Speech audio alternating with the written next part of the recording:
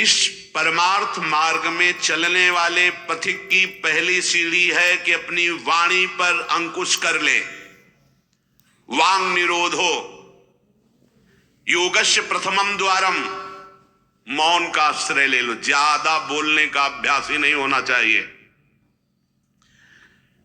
बड़े अपराध बन जाते हैं, निंदा स्तुति बन जाती है, दोष दर्शन होने लगता है, वो साधक गिर जाता है। मौन का स्वभाव बनाना चाहिए। जड़ मौन यहां वृंदावन में ठीक नहीं। यहां हम राधा राधा बोलेंगे, प्रभु की चर्चा बोलेंगे, कोई प्रश्न करेगा तो जो शास्त्र सम्मत बात है उत्तर देंगे, नहीं तो मौन रहेंगे। प्रपंच की तरफ से पूर्ण मौन होना चाहिए। आपको पहली बार कोई खड़ा करके बात कर रहा है, समझ में आया इससे बात करना प्रभु को भूल जाना है, अगली बार से वो कहेगा राधे राधे, उत्तर नहीं देना। श्री हरिवंश, उत्तर नहीं देना। अंदर से श्री हरिवंश बोले, चल दिए। हमें किसी से क्या लेना देना। हम किसी का अहित नहीं करेंगे, अमंगल नहीं करेंगे, हम किसी पर दोष दर्शन नहीं करेंगे, पर हम अपनी वृत्ति को भगवदाकार करने आए हैं। ये नहीं कि कोई हमसे बोले तो हम बोलना जरूरी है, नहीं। कोई प्रश्न करे तो बोलना जरूरी नहीं। उपासक हो, आप कृपा करें तो बात कर ले, ना चाहे तो बिल्कुल आपके ऊपर कोई शासन नहीं कि आपको बात करना ही पड़ेगा, ऐसा सिद्धांत नहीं है। योगस्य प्रथमम द्वारम वांग निरोधो। सबसे पहली साधना है वाणी को रोक ले। बोलने से बहुत शक्ति नष्ट हो जाती है। जैसे हम भगवत चर्चा करें तो इससे शक्ति बढ़ती है, लेकिन प्रपंच की वार्ता करने से वाणी की शक्ति नष्ट हो जाती है। जब आपकी जबान अपवित्र हो गई तो नाम कैसे चलेगा। जब वाणी अपवित्र है तो आपके अंदर शास्त्री कैसे शब्दों का भाव आ पाएगा, नहीं आ पाएगा। महावाक्यार्थस्य विचारिताम, आप नहीं विचार करने की क्षमता वाले रहेंगे। यदि आपने व्यर्थ की बातें शुरू कर दी, अश्लील भाषण बोलते, गंदी भाषा बोलते, तो आप में कभी विचार शक्ति ही नहीं रह जाएगी कि आप शास्त्रों के, संतों के वाक्यों का मनन करने की सामर्थ्य रखें। खो देंगे सामर्थ्य। बहुत अमृतमय वचन निकलते हैं मौन वाणी को पावन रखने वालों के, एकदम शहद में डूबे हुए वचन। इसलिए वाणी पर अंकुश कीजिए। जरूरत हो तो बोलिए, नहीं तो मौन। श्री जी का जस गाइए, नाम कीर्तन कीजिए, इसके अलावा मौन रहिए। इन नियम ले लीजिए। जब आए हो भगवत प्राप्ति के लिए तो काहे को बख्शो। इन इंद्रियों को सीधे अनुशासन में लीजिए ना। आपका स्वरूप इंद्रियां थोड़ी है, आप इनके संचालक हैं। आपकी सामर्थ्य से सामर्थ्यवान होकर आपको बांधे हुए हैं, आप इनको बांधिए।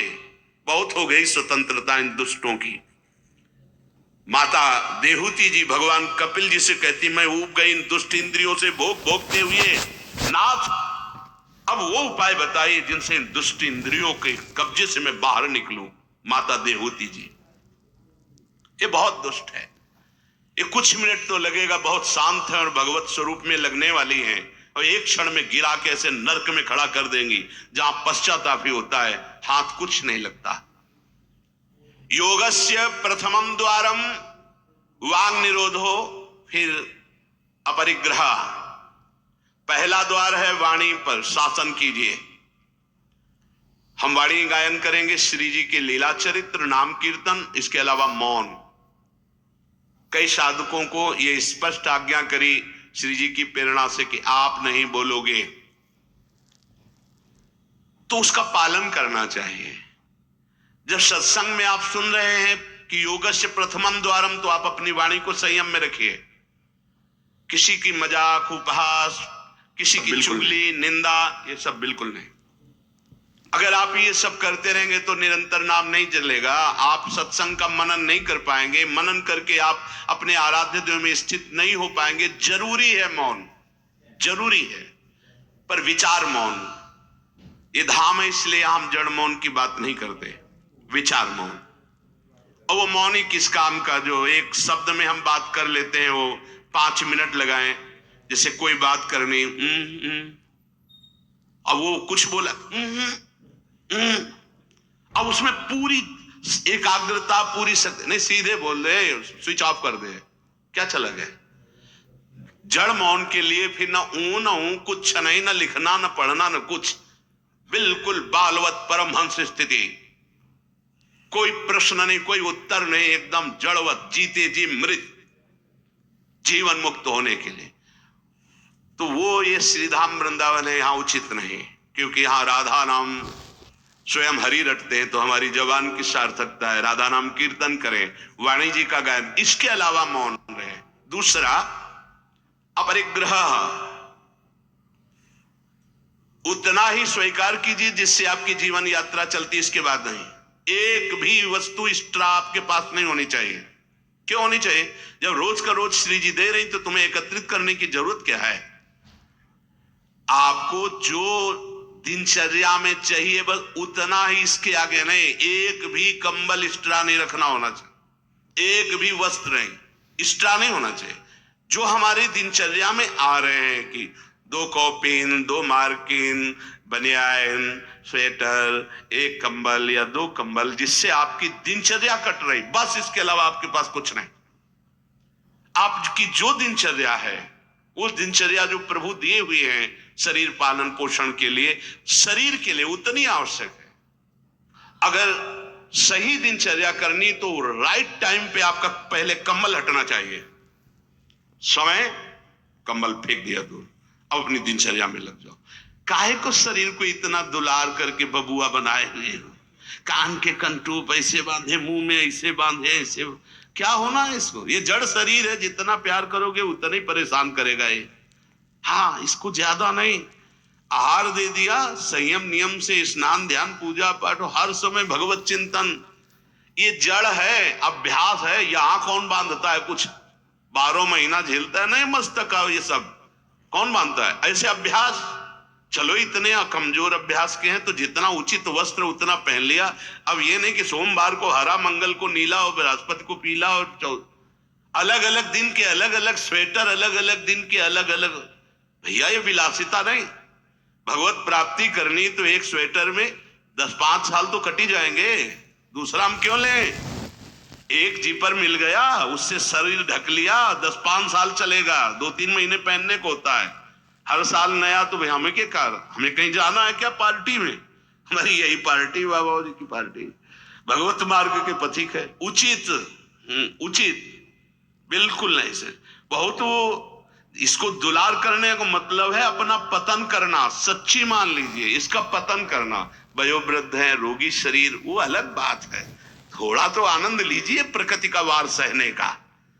अगर शरीर रुग्ण नहीं है, जवान शरीर हो रहे, ब्रह्मचारी हो, आग है अंदर, सहो हर प्रकृति के वार को, गर्मी सर्दी बरसात भूख प्यास, सच्चिदानंद में स्थित हो जाओ, तुम्हारा बाल बांका भी कोई नहीं कर सकता। अब मार दिन में 50 बार शीशा देखना, अब वो फंसाएगा कि नहीं फंसाएगा? चेहरा फंसाएगा ना। तिलक के सिवा दोबारा शीशा नहीं देखना चाहिए। इस देहाभिमान के राग को काटना कि पुष्ट करना है? जय बार निकले तय बार देख करके हर सेटिंग किसको दिखा रहे यार? क्या तुम किसी को लुभायमान करना चाहते हो क्या? हरि को? तुम्हारे इस पार्थिव शरीर पर लुभायमान होने वाले नहीं, और जो लुभायमान होगा तुमको नष्ट कर देगा। तो हमें इसको बिगाड़ के रखना है, इसको सजा के नहीं, भगवत प्रसादी आदि लगाए। हमारा देहाभिमान बार बार हमको गिराने की कोशिश करेगा।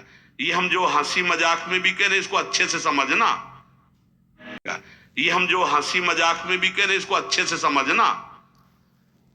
ये जो 2 प्रकार की पद्धति रखी गई है कि आप मुंडन करवा के रखिए क्योंकि आपके बालों से शोभा बढ़ेगी, और आप बाल रखा के रखिए क्योंकि आपकी शोभा बिगड़नी चाहिए। रज लगा के रखिए कि आपको ही आपके शरीर में राग न रह जाए। बात यहां किसी के दिखाने के लिए नहीं है, आपके शरीर में आपको राग न रह जाए। आप बार बार साबुन लगाएंगे, तेल लगाएंगे, बार बार शीशा कंघा और अपने चेहरे को सजाएंगे तो देहाभिमान पुष्ट होगा और ये नष्ट करेगा। कुछ नहीं है, बड़ी दुर्गति है, मान लीजिए। इसका अंतिम परिणाम आग में जलना, चाहे जितने चिकने कर लो गाल, चाहे जितने लाल कर लो, मरना है, पक्की बात समझो। तो जीते जी अमरत्व क्यों नहीं प्राप्त करते?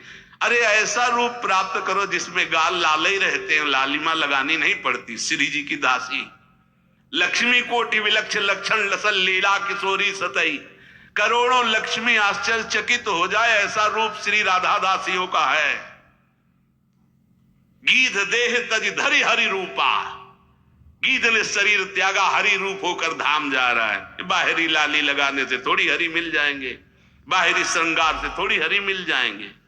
प्रार्थना मान लीजिए कुछ दिन का है, धोखे में मत फंसिए। ये धोखा है। खेत में रक्षा करने वाले एक धोखा टांगते हैं, पैंट शर्ट टोपी लगा के, वहां कोई नहीं होता, लेकिन पशु धोखे में हो जाते हैं। ये धोखा है।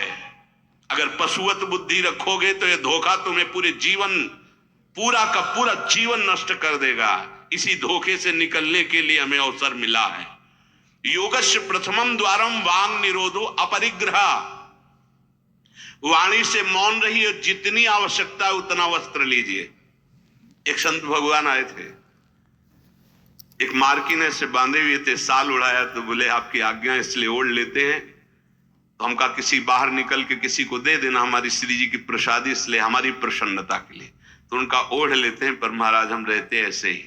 उनका धन्य है, नौजवान हो, बहुत सुंदर है। तो हम कहा आप बाहर जब निकलना किसी को देखना, ऐसे आवश्यक है तो आप दे देना। तो बड़े प्रसन्न हुए, आदर करके उन पर हृदय में आदर हुआ उनका, नहीं मुझे नहीं चाहिए, मैं तो जैसी रहनी से रहता हूं।